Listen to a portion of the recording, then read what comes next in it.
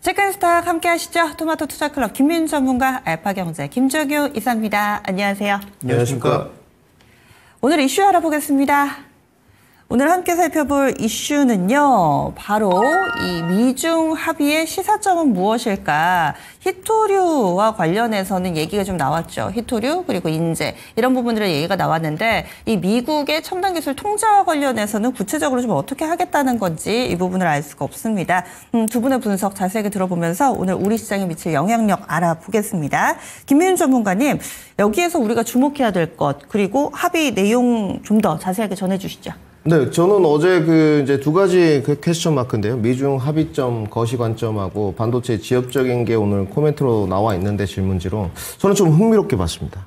아침에 이제 현대차증권에서 여태경 연구원이 낸 망진자는 호야라는 보고서를 냈어요. 그 보고서를 읽고 나니까 이 중국의 미중 합의가 왜 이렇게 됐는지 저는 바로 이해가 좀 되더라고요. 그러니까 생각보다는 미중 합의에서 중국이 많이 양보했다. 이렇게 코멘트로 먼저 시작을 해야 될 것 같고요. 일단 여러분들 아시다시피 히토류 물량 좀 내줬습니다. 기간 제한은 뒀지만 중국이 얻은 패는 크게 많지 않아 보였었고요. 일단 미국은 펜타닐 이쪽은 55%. 중국은 10% 유지거든요. 벌써 기울어진 운동장인데, 중국이 이렇게까지 크게 양보한 데는 여러 가지 이야기가 있습니다. 중국 유학생 이야기도 있고 등등이 있는데, 그래도 이 정도면 좀 중국이 불리하지 않나라는 거시관점을 좀 갖고 있는데, 내용이 이렇습니다. 여태경 연구원의 보고서를 보게 되면 어떤 내용이냐면, 망진자는 호야라는 게 결국은 정치, 경제, 사회를 비판할 때 하는 말인데, 중국은 내수부터 잘해라. 이런 쪽이고요.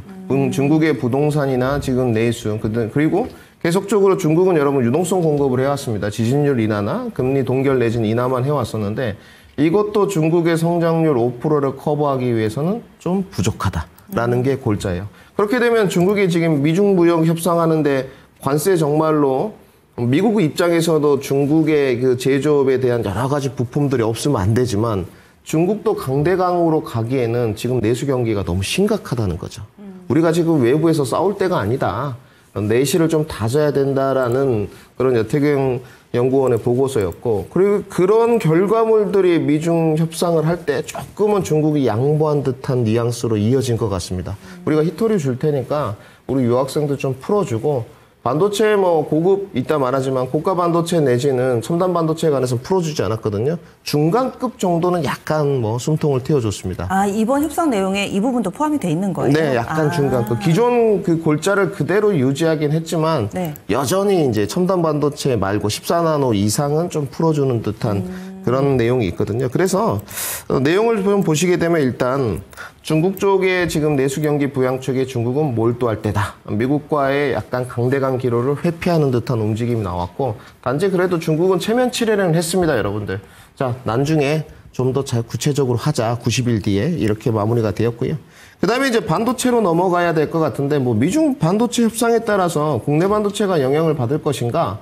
크게 없습니다. 늘 말씀드리지만 우리나라 대미 수출 비중은 8% 정도밖에 되지 않고요. 물론 총량이 있지만 그럼에도 대미 수출은 좀 적다는 거고, 단지 이제 직접적으로 우려가 되는 거는, 너네 대한민국도 중국에 장비 주지 마, 이런 내용이죠. 그거는 늘 말씀드리지만 말도 안 되는 거고요. 아무리 미국의 대통령이라도 우리나라 기업에 다른 국가에 물건 파는 것을 좌지우지한다는 것은 있을 수 없는 일이고, 그리고 이제 미국이 중국의 이제 반도체 통제인데, 우선 최첨단 기술은 서두에도 말씀드렸지만 계속 통제입니다. AI라든지 14나노 이하라든지 등등은 계속 통제인데, 중간급 장비는 좀 완화를 계속하고 있어요. 그러니까 엔비디아에서 나가는 거 최근에도 말 많았지 않습니까? H20 통제하니까 싸구려 제품을 만들겠다 등등, 이렇게 저가형들만 계속적으로 들어가게끔 만드는 것 같아요. 그리고 이제 정리를 좀 해야 될 것 같은데, 미국에서 여러 인사들은 이게 우회 통로가 정말 완전 통제가 되고 있느냐. 그래서 저는 크게 통제력 강화 쪽으로는 미국도 힘들지 않나라는 주관적을 좀 판단을 한번 해보고요. 어제 미국 시장은 상당히 신중한 입장이었습니다. 좀 차익 실현 관점도 좀 쏟아진 것 같고, 신중한 낙관이라는 표현이 맞는 것 같습니다. 그리고 국내 반도체는 계속 말씀드리지만 올해 저뿐만 아니고 우리 김종인 사님께서도 반도체 계속 봐야 된다. 어제 대거 급등 있었고, 오늘도 여전히 코스닥의 스몰캡 종목의 반도체 종목들은 뭐 키 맞추기 이후에라도 반등 여력이 크다 정리를 좀 해드려야 될 것 같고요. 거시 관점으로 이제 정리를 한다면 앞으로도 트럼프 대통령의 뭐 자고 일어나서 변덕, 과도한 언사만 없다면 뭐 그런 거 있지 않습니까? X에서 언론 플레이를 한다든지 트럼프 미디어에서 언론 플레이를 한다든지 이런 것만 없다면 그 반도체 파트의 어떤 코스닥 스몰캡 종목의 키 맞추기는 좀 진행될 것 같고 전반적으로 관세 거시 관점에 따른 국내 양대 지수의 영향력은 그래도 썸머랠리는 지속될 수 있다. 이렇게 좀 정리를 해드리겠습니다. 그래서 이번 미중 합의와 관련해서 우리가 취해야 될 부분은 시장 전체적으로도 긍정적인 요인이 맞고 구체적으로 섹터로 들어가자면 반도체 쪽에서의 접점을 찾아주신 건데 김 이사님은 어떤 시각으로 분석하세요? 네, 뭐 결론은 비슷합니다. 일단 미국의 공급망이 너무 취약하다라는 것은 여러 가지로 확인되고 있죠. 생필품 쪽의 뭐 공급망은 뭐 중국 없으면 못 산다라는 것은 뭐 확인되고 있는 것 같고요. 그 다음에 뭐 여러 가지 이유로 뭐 아마존도 통제하고 그 다음에 뭐 테무, 알리, 쉬인을 통제해도 뭐 멕시코나 이런 쪽으로 우회 들어오는 물량들을 막을 수는 없을 것으로 보여지고 있고 그걸 막는 순간 미국은 생필품 대란이고요. 그 다음에 이번에 그 히스토리와 관련돼서 결국 중국에 항복한 것은 뭐 트럼프 대통령의 자기가 이겼다고 또 얘기하고 있지만 결국 항복한 이유는 뭐냐? 이 히토류라고 하는 게 결국은 만들 수 있는 국가가 별로 없다는 게 핵심이죠. 죄송합니다. 미국과 호주도 아르헨티나도 히토류는 널려 있다. 다만 1톤짜리 그 암석을 황산에 녹여서 한 1g 나올까 말까 한 히토류를 과연 환경 신경 안 쓰고 중국보다 싸게 만들 수 있느냐는 불가능하죠. 영원히 불가능한 그런 상황이기 때문에 미국이 돈을 한 10배를 들여서 히토류를 억지로 만든다면 만들 수야 있겠죠. 저 멀리 어디 사막에 한가운데 공장 만들어서 충분히 할 수야 있겠지만 그래서 가격이 2배가 오르면 그게 또 무슨 의미가 있겠습니까? 그래서 현재 구간에서 미국의 아주 취약한 공급망을 우리가 이번에 확인했다라고 하는 것, 그다음에 이 히토류라고 하는 게 연구자석에만 쓰이는 게 아니라 풍력의 뭐 날개에도 들어가고 그 다음에 원자력의 제어봉에도 들어가고 각종 무기에도 들어가다 보니까 미국이 그나마 생산하고 있는 그 몇 가지 마저도 생산할 수 없는 상황이라서 결국은 빨리 달라고 조르게 된 거죠. 그러면서 중국은 마치 뭐 지들이 대인의 풍모처럼 양보하는 듯한 그런 뉘앙스를 보이고 있지만 히토류를 우리가 붙잡고 있는 이상 미국과 언제든지 협상이 가능하다라고 얘기하고 있기 때문에 오늘 뭐 여러 가지 희망적인 얘기 뭐 몇 주 후에 뭐 시진핑과 둘이 협의할 것처럼 얘기하고 있지만 제가 보기엔 이들의 협의는 쉽지 않을 것 같다. 장기적으로 계속 아마 밀고 당기기가 이어질 거라고 보고 있고요. 자, 우리 입장에서는 별로 크게 영향받을 게 없는 게 가장 우려하고 있던 게 뭡니까? 결국은 중국으로 가는 여러 가지 반도체 장비, 반도체 소재 이런 것들을 다 끊어버리지 않을까? 그래서 미국이 중국을 제재하는 과정에서 우리가 지금 중국으로 수출하고 있는 주요 반도체 같은 것들을 뭐 기술로 통제하는 게 아니라 물량 자체를 아예 없애는, 그러니까 가 있는 공장까지야 막지 못하겠지만 거기로 이제 신규 장비 들어가는 거라든지 최신 장비를 업그레이드하는 거라든지 이런 거 다 막고 아예 들어가는 공급 물량 같은 걸 좀 막지 않을까, 이런 부분들에 대해서 굉장히 우리가 우려했던 것인데 그 정도의 상황으로 가지 않을 것으로 보이니, 그 다음에 미국 기업들마저도 결국 어떻게 하고 있습니까? 그렇게 제어해도 우회 수출하거나 아니면 중국 관련 칩을 새로 만들어서 수출하는 그런 동향들이 나타나고 있기 때문에 실제로 우리가 받을 충격은 별로 없다. 좀 이렇게 봐야 될 것 같습니다. 그래서 결론적으로 보면 이들의 협상은 앞으로도 지리하게 이어질 가능성이 높고, 그 다음에 결국은 우리 입장에서는 그렇게 큰 타격 받을 만한 그런 내용들이 없기 때문에 중국 관련 수출에서 꽤 이제 등락이 있었던 그런 종목군들의 주가 반등이 좀 이어질 수 있지 않을까, 이렇게 좀 봐야 될 것 같습니다. 네, 그래서 뭐 새롭게 큰 호재가 나왔다거나 이런 것은 아니고요. 대체로 중립인 가운데 이 약간의 몇몇의 수출주 섹터에서의 접점을 찾을 수 있다. 김 이사님의 의견까지 알아봤습니다. 이슈 다뤄봤고요. 다음 섹터 넘어가겠습니다. 오늘 주목해봐야 될 업종, 먼저 김윤 전문가님은요? 네, 오늘 반도체 들고 왔습니다. 반도체, 그리고 이사님? 네, 오늘 화장품입니다. 네, 번갈아 가면서 이렇게 반도체에 대해서 계속해서 강조를 해주시는데, 먼저 반도체 섹터, 화요일에 HPSP 또 이 전문가님께서 알려주셨는데 이 종목도 어제 급등이 나왔고 전체적으로 반도체 소부장이 슬슬 물이 들어옵니다. 이번 주 많이 강조해주고 계신데요. 계속 봐야 되는 거죠? 네, 저 뭐 올해 한 해 내내 김윤준의 반도체입니다. 이제 시작이고요. 약간 1월, 2월, 3월의 1분기인데 그때는 네. 뭐 시장 투자자들이 상당히 좋으셨는데 이제 관세 때문에 좀 힘들어 하셨던 것 같거든요. 저는 뭐 저만의 길을 계속 가겠습니다. 저의 그 내용이 틀릴 수도 있겠죠. 정답일 수는 없는데 저의 합리적 근거는 그렇습니다. 지수 반등이 가려면 여러 가지 뭐 성법 개정의 모멘텀도 있고 여러 가지 골자가 있겠지만 그래도 지수 연동 종목은 반도체다. 이런 결과물을 일단 먼저 합리적으로 말씀드리고요. 그 안에 이제 여러분들이 SK하이닉스 향이냐 삼성전자의 향이냐만 결정을 하시고 대형주냐 스몰캡 종목의 낙수 효과냐만 결정하시면 될 것 같습니다. 그래서 저는 뭐 이제 충분히 시작되었다고 보여지고요. 1분기 때. 다소간의 그 4월, 5월에 조정이 있었지만 오히려 그 조정이 저가에서 살 수 있는 기회가 되었다. 그러니까 요즘 상당히 그 인기가 없어요. 조선방산 말씀을 많이 드려야지 시청자분들이 좋아하시는데 저는 반도체가 맞다라고 좀 보여지고요. 기대 수익률도 훨씬 높여갈 수 있다. 삼성전자의 그 6만 전자 돌파 이번 주에 이제 안착할지 말지 고민인데 이틀 남았습니다. 상징적 기술의 분기점이다. 저는 이렇게 보고 있습니다. 올해 이제 그 작년에 제가 코멘트를 할 때 삼성전자는 잘 져야 6만 5천 원, 7만 원이다. 이렇게 했는데 그 6만 5천 원에서 올라갈 수 있는 건 뭐 삼성전자의 엔비디아 밸류체인 입성이냐 이게 아니고 삼성전자가 HBM4에서 얼마만큼 나오려고 하는 일시에서 독보적인 진척도를 이루었느냐. 이걸 이제 뉴스플로우로 전해지면서 기대감에 좀 언론 플레이 이런 거거든요. 근데 삼성전자는 아직은 그런 내용이 나오고 있지 않고 외국계 증권사 쪽에서는 뭐 HBM3 12단 퀄 테스트에 관한 내용들이 무분별하게 좀 나오고 있습니다. 저는 뭐 동의하지는 못할 것 같고요.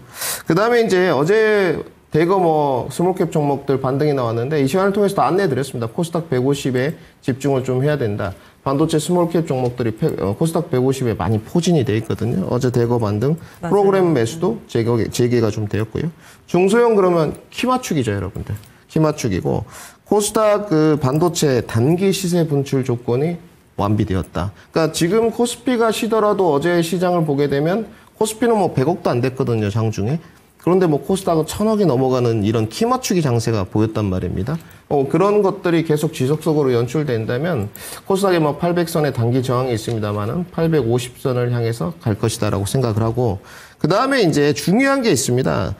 지금 이제 재고 어떤 생산 사이클 전환기가 실적과 모멘텀이 동시에 반영되기 시작하고 하반기에 실적 턴어라운드 선반영 시작인데 오늘 LS증권에서 뭐 연구원이 낸 내용이 있는데 그림을 띄워주시면 간단하게만 제가 아침에 보고 왔는데 말씀을 드리도록 하겠습니다. 내용이 뭐냐면 HBM하고 지금 D램의 레거시의 가격들이 뭐 관세로 인해서 재고자산 축적이든 무엇이든 이루어지고 있는데 이 관세 문제가 도드라지게 되면 3분기 이후에 꺾일 것이다라는 내용 그리고 그림이 나가고 있는데 4분기 때 레거시가 계속적으로 좀 해줘야 된다. HBM은 여전히 좋은 모습을 보여주고 있고요. 좌측에 하이닉스, 우측에 이제 삼성전자가 있는데 삼성전자는 일단 그래프를 보시다시피 두 개 다 내려가는 쪽이거든요. D램과 HBM이 모두 안 좋다라는 평을 하고 있고 다음 그림을 보시면 시사하는 바가 굉장히 큰데요.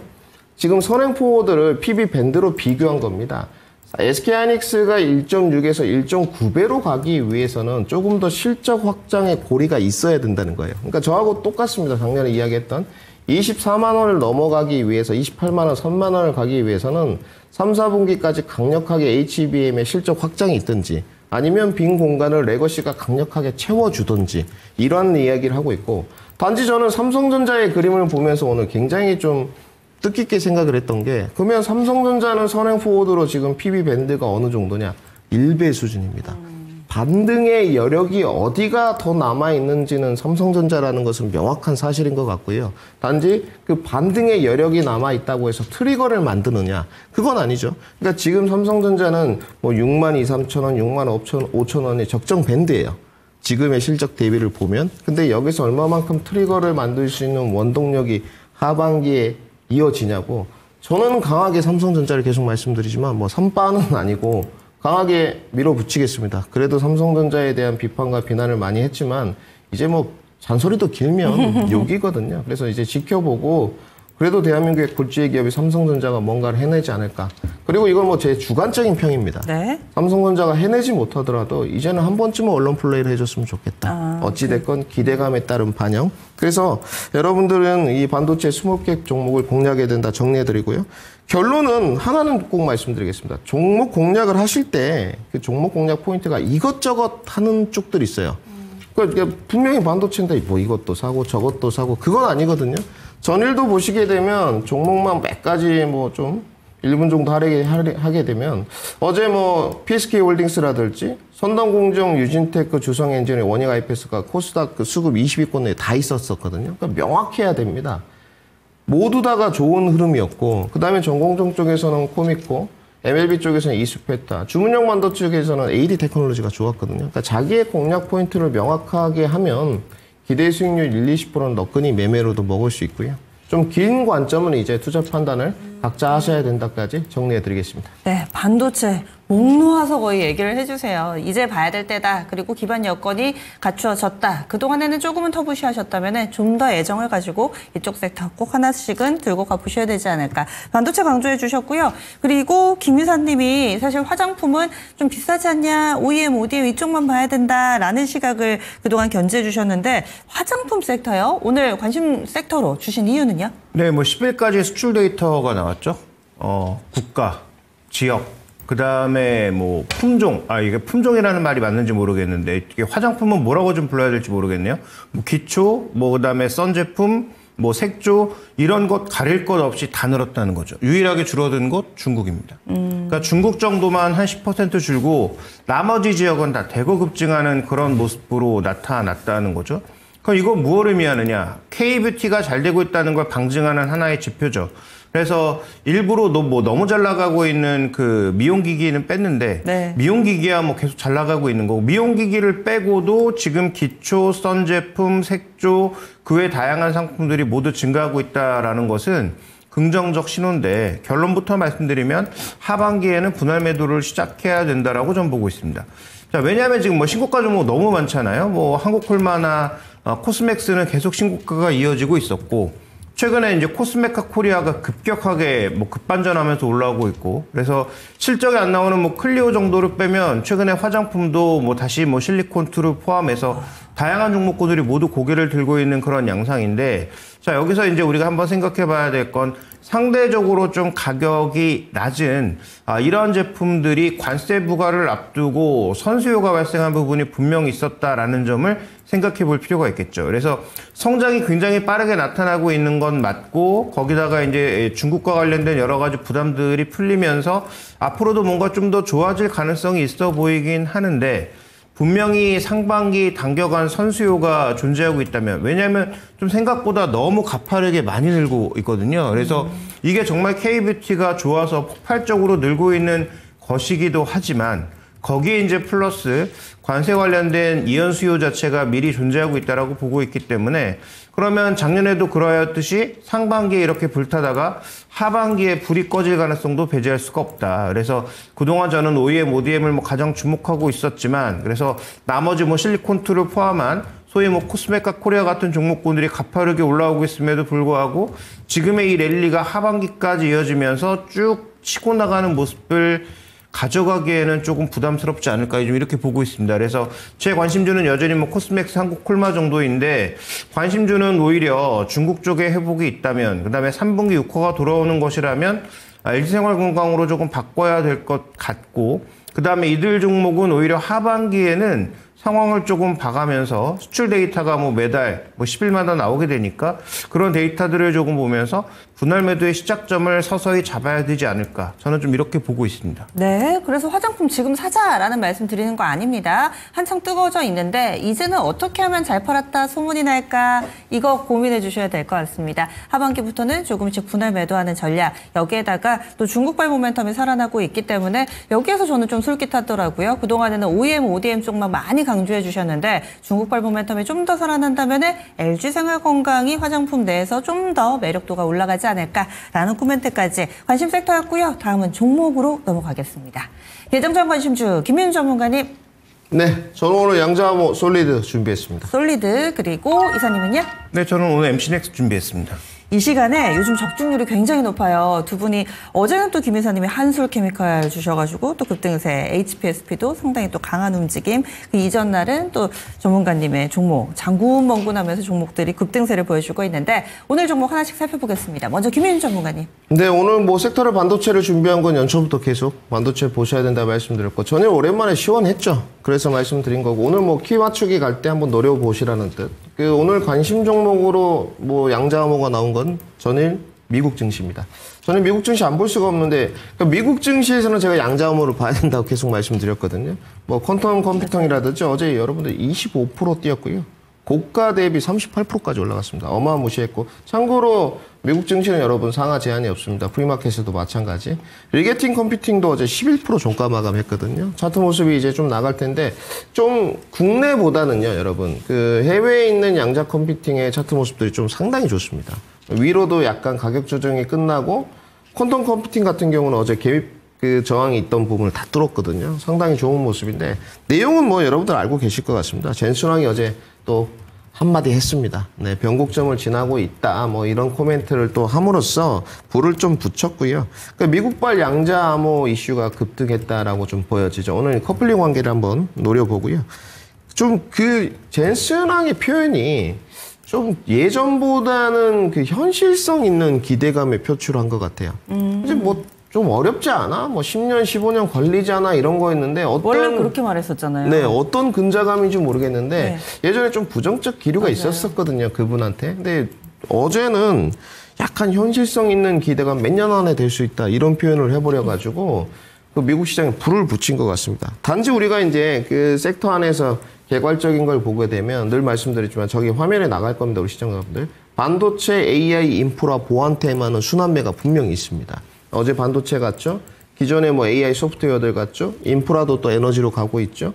그 다음에 보안 테마들도 또 연초에 갔지 않습니까? 그래서 이런 순환매는 분명히 보셔야 될 것 같고 우리가 이제 고민하는 골자는 마지막 줄에 있는 국내 양자 테마들의 어떤 확산 가능성이죠. 다시 한번 모멘텀 등으로 이런 것들이 붙어서 기술적 반등과 매매 관점으로 수익을 좀 누릴 수 있을 것이냐. 뭐 크게는 말씀 안 드립니다. 실적 기반인 종목들은 몇 개 없기 때문에 그나마 오늘 솔리드를 뽑아온 건 김홍식 연구원의 의견에 좀 동의하는 쪽이거든요. 양자암호의 대표적인 종목이고 이동통신 3사에 이력이 있고 장비 쪽도 하반기에 괜찮은 쪽이고 종목을 몇 개만 좀 안내해드리면 국내 쪽으로는 뭐 기술적으로 접근을 해야 되니까 어제 엑스게이트 정도 말씀드렸는데 KCS도 모습이 좀 괜찮더라고요. 이 한 종목만 띄워주시면 상당히 지금 가격 조정을 좀 받고 거래량들이 아직까지는 좀 살아 있습니다. 그래서 기술적인 그 노하우가 갖추어지신 분들이라면 손절매 입각해서 매매 한번 해보실 수 있을 것 같고요.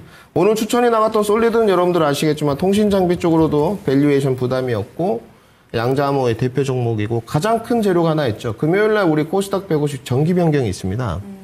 코스닥 150에 이번에 편입된다는 내용이 있기 때문에 금요일날 만약에 편입이 된다면 안정적인 패시브 자금도 한번 기대해 볼 수 있지 않겠느냐 이렇게 정리해 드리겠습니다. 예전에도 양자 컴퓨팅하고 양자 암호는 다릅니다. 양자 보려면 미국 보셔야 되고 국내에서의 이 확실한 종목군 찾기가 어렵다고 얘기해 주셨는데 이 시간 콕 집어서 솔리드 오늘 알려주시네요. 그래서 이 종목에 대해서는 관심 가져봐도 좋겠다. 이어서 MC넥스 넘어가겠습니다. 이사님? 네, 이 종목의 매출 비중은 거의 한 80% 가까이가 휴대폰에서 나오고 있고 휴대폰의 뭐 카메라와 카메라 모듈 그다음에 그 안에 들어가는 뭐 그 뭐라고 하죠? 그 AF를 맞추는 그런 이 OIS 모드의 손떨림 모듈 이런 쪽을 만들고 있고 그다음에 이제 20%가 조금 넘게는 자동차용을 만들고 있죠. 근데 최근에 이제 확장은 자동차용이 좀 되고 있는 상황이고 그다음에 1분기 실적이 굉장히 좋았습니다. 근데 1분기 실적이 좋았던 이유는 딱 한 가지라고 봐야 되겠죠. 삼성전자 그 하이엔드 제품에 들어가는 양이 늘었다는 게 핵심 포인트고요. 다 아시는 것처럼 2분기에 이제 새 제품이 또 나오죠. 1월 달에 갤럭시 S 시리즈가 나온다면 하반기에는 뭐 다 아시는 것처럼 폴드하고 플립이라고 하는 두 가지 제품이 나오지 않습니까? 여기에도 이제 갤럭시 S 시리즈처럼 MC넥스의 모듈이 좀 더 들어갔을 확률이 있다면 1분기에도 꽤 좋은 OP 마진을 기록했는데 2분기에도 이게 이어질 가능성이 있다라는 거죠. 그래서 삼성전자의 전체적인 비중이 확대되고 있다라는 점과 더불어서 전장 쪽이 늘고 있기 때문에 올해 실적의 개선세가 이어질 가능성이 있는데 최근에 이제 주가 동향을 보시면 뭐 주가도 탄탄하게 좀 올라가고 있는 상황이고요. 뭐 기관 외국인들의 수급도 탄탄하게 지금 보강되고 있는 상황입니다. 그래서 이렇게 올해 주가 동향을 보시면 뭐 2만 원대에서 2만 7천 원 이 정도까지 올라왔으니까 많이 올라온 것 같은데 월봉 기준으로 보시면 한때 가장 좋았을 때가 뭐 6만 원대가 넘었기 때문에 뭐 지금 주가의 반등이 아주 크게 나왔다 이렇게 보기에는 조금 어려운 측면이고요. 물론 다시 이렇게 갈 거냐? 그렇게 갈 리가 없죠. 이때만큼 삼성 스마트폰이 잘 팔리는 것도 아니고 스마트폰의 전반적인 성장이 줄어들었기 때문에 그러진 않을 텐데 한 20%에서 앞으로 비중이 조금씩 늘 것으로 예상되고 있는 전장 부분은 조금 다르죠. 자동차 안에 들어가는 카메라 개수가 늘고 있고 그 다음에 카메라도 단순하게 이제 앞뒤 정도를 비추고 소위 이제 어라운드 뷰를 만들어주는 것뿐만 아니라 예를 들어서 양 사이드 미러도 이제 바뀌고 있는 카메라로 바뀌고 있는 상황이고 그다음에 이제 백미러 같은 경우에도 사이드 카메라로 바뀌고 있는 그런 국면이잖아요. 그래서 한 차 안에 들어가는 카메라 모듈의 개수가 대거 늘고 있다는 점을 고려해 볼 때 그런 측면에서 좀 기대감이 있지 않나라고 보고 있어서 이 종목은 지금은 주가가 오르긴 했지만 추가적인 상승 여력은 충분히 있는 상황. 과거 대비해서의 밸류에이션 매력은 여전히 뭐 PB 관점에서 PE 관점에서 모두 존재하고 있는 상황이다. 이렇게 좀 봐야 될 것 같습니다. 네, 그래서 이렇게 두 종목이 나왔습니다. 토마토 AI의 선택 보죠. 요즘 계속 6대4의 선택을 하고 있는데 오늘 이 두 종목에 대해서도 동일합니다. 솔리드가 6으로 조금 더 우세하다라는 평가고요. 단기 테마성이 좋아 보이고 그리고 또 시장 반응을 주목하는 이런 종목으로서 더 매력적으로 판단을 했습니다. MC넥시는 중장기적으로 낮다라는 평가니까요. 투자 성향에 따라서 참고해 보시면 될 것 같습니다.